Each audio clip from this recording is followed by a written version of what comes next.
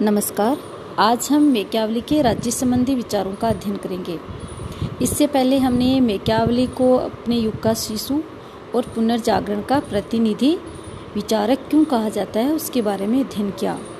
हमने ये देखा कि मैकियावली के संपूर्ण चिंतन पर उसके समकालीन जो भी परिस्थितियाँ घटनाएं घटित हो रही थी उसका प्रभाव पड़ा है। उनके द्वारा लिखी जो उनकी पुस्तक है प्रिंस और डिस्कोर्सेस, दोनों ही जो पुस्तकें हैं उन पर अपने जीवन में जो भी घटनाएं घटित हुई वो उन्होंने सचित्र उल्लेख किया है। मैकियावली ने इसी को आधार बनाकर मानव स्वभाव और राज्य संबंधी अपने विचार भी प्रस्तुत किए हैं। देखा जाए तो मैकियावली ने अपनी किसी भी पुस्तक में राज्य की उत्पत्ति, उसकी विशेषताएं और राज्य की उत्पत्ति के कारणों का कहीं कोई उल्लेख नहीं किया, लेकिन इसके पश्चात भी उन्होंने राज्य पर अपने विचार दिए हैं। मैकियावली हैं, उन्होंने ये बताया है कि मनुष्य है उसके सामने अनेकों कठिनाइयाँ आती थी, असुविधाएँ आती थी। उन सभी असुविधाओं को दूर करने के लिए व्यक्ति ने राज्य का निर्माण किया और कुछ ऐसी युक्तियां भी बताई राज्य के निर्माण के लिए, जो कि मैकियावली का राज्य कला से संबंधित सिद्धांत कहलाया। यहाँ हम ये देखते हैं कि विषम परिस्थितियों को दूर करने के लिए व्यक्ति ने राज्य का निर्माण किया और राज्य के निर्माण के लिए उन्होंने कुछ ऐसी युक्तियां बताई जो कि मैकियावली का राज्य कला संबंधी सिद्धांत कहलाने लगा। अब हम यहाँ ये देखते हैं कि राज्य व राज्य कला से संबंधित मैकियावली के कौन कौन से विचार हैं। सबसे पहले हम लेते हैं राज्य की उत्पत्ति व प्रकृति। मैकियावली ने मानव स्वभाव के बारे में उल्लेख किया है। मैकियावली ने यह बताया है कि मनुष्य स्वार्थी, लालची, ईर्ष्यालु और संपत्ति के प्रति लालसा रखने वाला व्यक्ति है। मनुष्य हमेशा झगड़ता रहता है, अर्थात मनुष्य की एक तरह से स्वार्थी और जो आसुरी प्रवृत्तियां हैं उनका उल्लेख मैकियावली ने किया है। और मनुष्य की इसी प्रवृत्ति के कारण व्यक्ति के सामने अनेकों समस्याएं और संकट आने लगे, क्योंकि जब मनुष्य ईर्ष्या झगड़ा करता है तो उससे सामाजिक अव्यवस्था फैलती है और इन असुविधाओं को दूर करने के लिए राज्य की स्थापना पर बल दिया गया। इसलिए हम यहाँ ये देखते हैं कि राज्य मैकियावली के अनुसार एक कृत्रिम संस्था है और राज्य की उत्पत्ति में मैकियावली ने संविदा सिद्धांत का प्रतिपादन किया है। संविदा का मतलब एक तरह से समझौता, अर्थात उस समय जो व्यक्ति आपस में झगड़ते रहते थे, आपस में एक दूसरे से ईर्ष्या करते थे, तो उससे काफ़ी सामाजिक समस्याएं पैदा हो गई थी और उन सामाजिक समस्याओं को दूर करने के लिए व्यक्ति एक जगह इकट्ठे हुए, उन्होंने एक समझौता किया और इसी समझौते के द्वारा राज्य का निर्माण हुआ और राज्य एक तरह से कृत्रिम संस्था बन गई। उसके बाद हम ये देखते हैं कि राज्य का निर्माण के बाद मैकियावली ये कहता है कि राज्य के विस्तार की आवश्यकता है, अर्थात हमने राज्य का निर्माण कर लिया और राज्य की जो सीमाएं हैं हमें अब उनका विस्तार करना है।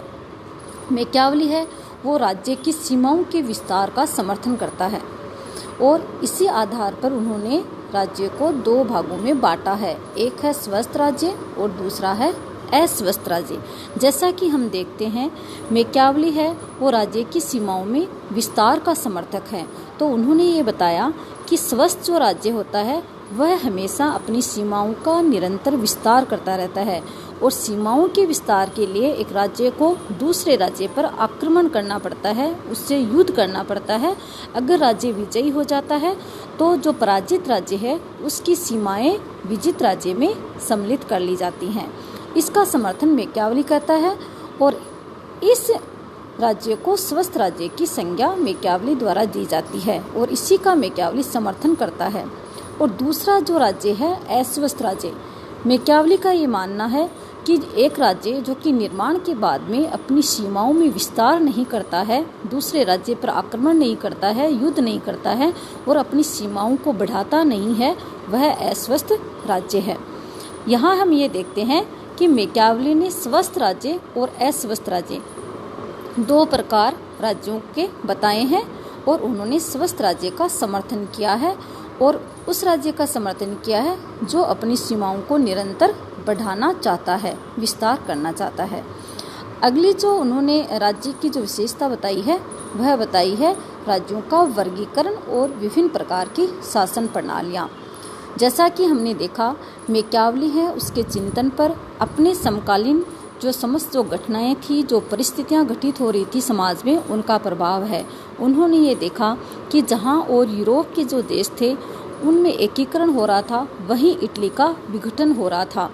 और इसी कारण मैकियावली के मन में एक प्रश्न उठता है कि एक बार पुनः इटली का एकीकरण होना चाहिए और इस एकीकरण के लिए एक सुदृढ़ शासन व्यवस्था का होना जरूरी है। इसलिए उन्होंने राज्यों का वर्गीकरण किया और इस सुदृढ़ शासन व्यवस्था के लिए एक निरंकुश राजतंत्र का होना आवश्यक है। सारी शक्तियों का केंद्रण एक राजा में होना आवश्यक है, जिससे कि अनुशासन बनाया जा सके और एक बार पुनः है इटली का एकीकरण किया जाए। इसलिए मैकियावली ने जो राज्यों का जो वर्गीकरण किया है उसमें राजतंत्र को उन्होंने आदर्श माना। लेकिन यहाँ हम ये देखते हैं कि उन्होंने राजतंत्र को आदर्श अवश्य माना, लेकिन उन्होंने राजतंत्र का पूर्ण रूप से समर्थन भी नहीं किया। सिर्फ विषम परिस्थितियाँ, अर्थात जहाँ एक और इटली जैसा जो देश है वो विघटन की ओर जा रहा था, विघटित हो भी गया था, तो उसके पुनः एकीकरण के लिए उन्होंने राजतंत्र का समर्थन किया है। इसके अलावा मैकियावली ने राजतंत्र के अलावा भी शासन जो तंत्र और सरकारों का जो वर्गीकरण है उन्होंने शुद्ध और विकृत रूप मानकर 6 भागों में किया है। सबसे पहले हम लेते हैं मैकियावली द्वारा शासन का शुद्ध रूप, जिसमें उन्होंने प्रथम जो बताया वह राजतंत्र, दूसरा कुलीन तंत्र और उसके बाद में वैध प्रजातंत्र की बात उन्होंने कही है। दूसरा, उन्होंने शासन का जो विकृत रूप बताया है वह तानाशाही, धनिक तंत्र और प्रजातंत्र को माना है। मैकियावली है उन्होंने शासन का जो वर्गीकरण किया है अपने उस समय की तात्कालिक परिस्थितियों को ध्यान में रखकर किया है। वे निरंकुश राजतंत्र का समर्थन करते हैं और वे मानते हैं कि संपूर्ण जो शक्ति है वो राजा में होनी चाहिए और राजा के आदेश ही अंतिम होने चाहिए। विधि का निर्माण करने वाला अंतिम जो स्रोत है वह भी राजा होना चाहिए, जिससे कि राज्य को संगठित किया जा सके, एक जगह इकट्ठा किया जा सके। फिर हम बात करते हैं शासन के, इसके बाद में बात करते हैं संप्रभुता संबंधी विचार की। तो मैकियावली ने अपने वैसे तो संप्रभुता के संबंध में मैकियावली ने कोई स्पष्ट रूप से परिभाषित नहीं किया संप्रभुता को, लेकिन उन्होंने संप्रभुता की जो विशेषताएं बताई है उनमें जैसे एकात्मक, लौकिक, धर्मनिरपेक्ष और स्वतंत्र चेतना से युक्त माना है। और यह भी साथ साथ कहा है कि सीमित जो संप्रभुता है उसकी आवश्यकताओं को भी उन्होंने स्वीकारा है। यहाँ हम ये देखते हैं कि मैकियावली ने राजा को संप्रभु माना है, अर्थात राजा है उसमें ही सारी जो शक्तियाँ हैं वो विद्यमान हैं और राजा है वो अंतिम रूप से धर्म से संबंधित भी जो निर्णय करेगा वह राजा का ही होगा। राजा है वह एक तरह से प्रतीक है स्वतंत्र चेतना का और उसके द्वारा जो लिए गए निर्णय हैं वो संपूर्ण प्रजा को मानने अति आवश्यक हैं। तो यहाँ हम ये देखते हैं कि संप्रभु है वो मैकियावली ने राजा को ही माना है, अंतिम जो शक्ति है वो राजा के पास ही है। फिर हम बात करते हैं विधि संबंधी विचारों की। कानून संबंधी जो विचार हैं, मैकियावली ने ये बताया है कि नागरिक जो कानून है उनकी कल्पना की है। नागरिक कानून से पहले किसी भी प्रकार के कोई कानून नहीं थे और जब राज्य बना तो शासक जो सर्वशक्तिशाली था उसी के द्वारा हैं वो कानून बनाए गए। एक तरह से मैकियावली ने राजा को ही कानूनों का अंतिम स्रोत बताया है और उन्होंने ये भी बताया है कि राज्य से पहले किसी प्रकार का कोई कानून नहीं था। तो यहाँ हम ये देखते हैं कि मैकियावली ने नागरिक विधि का उल्लेख किया है। हम ये देखते हैं कि मैकियावली के जो राज्य संबंधी विचार हैं वो मानव स्वभाव से प्रभावित हैं और अपने समय की जो तात्कालीन जो परिस्थितियाँ थी उनसे प्रभावित हैं, क्योंकि मैकियावली जहाँ निरंकुश राजतंत्र की बात करता है और संपूर्ण जो शक्तियाँ हैं वो संप्रभु में निहित मानता है। उनका सिर्फ एक ही उद्देश्य था कि इटली जो कि टुकड़ों में विभक्त हो गई थी उसको एक बार पुनः संगठित करना था और एक अनुशासन व्यवस्था बनानी थी और पोप जो कि धर्म के नाम पर लोगों का शोषण करता था उसको दूर करना था।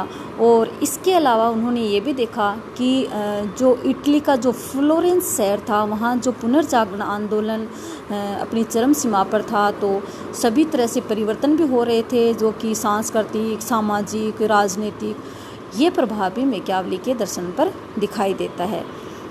धन्यवाद।